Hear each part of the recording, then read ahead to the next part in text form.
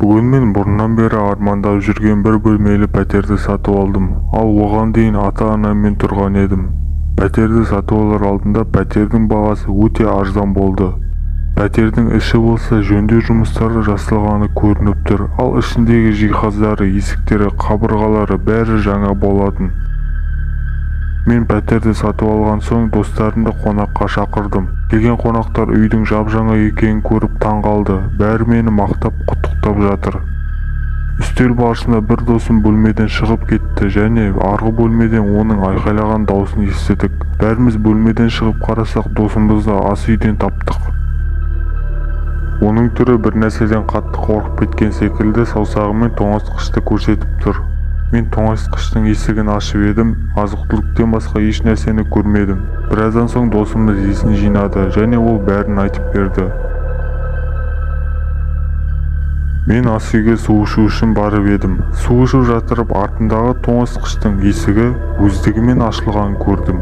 Кім екен десем, ішінен жас қыз маған тесіліп қарап тұр. Достардың бәрі сен көп ішкен соң сенің көзіңе елестеген ғой деп бәріміз қайтадан үстел басына отырдық. Ешкімнің көңіл күйі жоқ, үндемей тамақ ішудеміз. Жарты сағаттан соң отырыс аяқталып, бәрі жиналып үйлеріне кетіп жатыр. Қонақтар кеткен соң үстелдің үстін жинастыра бастадым. Бір кезде ас үйдегі шкаптың өздігімен ашылғанын естідім. Тексеруге барсам, шкаптан біреудің қолы шығып тұрғанын көрдім. Содан соң оның қолы қайтадан ішіне кіріп, есік тарс етіп жабылды. Мен осы көріністі көргенде қозғала алмай қалдым. Сөйтіп дірілдеген қолдарыммен шкаптардың бәрін тексеріп шықтым, бірақ бәрі бос.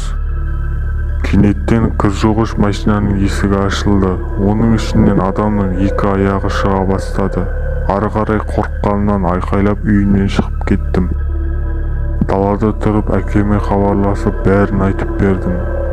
Әрине әкем бір сөзіме де сенген жоқ. Бірақ мені күт, қазір барамын деді. Әкеме бұл үйде тұра алмайтынды айтып едім. Әкем мені түсініп, заттарыңды жина, біздің үйге жүр деп, екеуміз де үйге кірдік. Мен заттарымды жинап жатырып, әкемді шақырып едім, ешкім жауап берген жоқ. Ас үйге кірсем, әкемнің еденде жатырғанын көрдім. Бұл маған бірдеңе айтқысы келді, бірақ сөйлей алмады. Тек көзімен шкафқа қарап көрсете берді. Басымды бұрып қарап едім, тағы сол әйелді көрдім. Ол менен көзін алмай қарап тұрды. Уақыт өте келе үйде сатып жібердік, ал әкем жазылып келеді. Ал көршілерден бұл үйде бұрын не болғанын сұрап едім. Сөйтсе, бұл үйде бұрын ерлі-зайыптылар тұрыпты. Bir күні екеуі жанжалдасып, күйеуі қатты ашуланғаннан әйелін өлтіріп қойыпты. Ал мәйітті бөлшектеп, біреуін шкафқа, ал біреуін кір машинаға, ал біреуін тоңазытқышқа тығып қойған екен.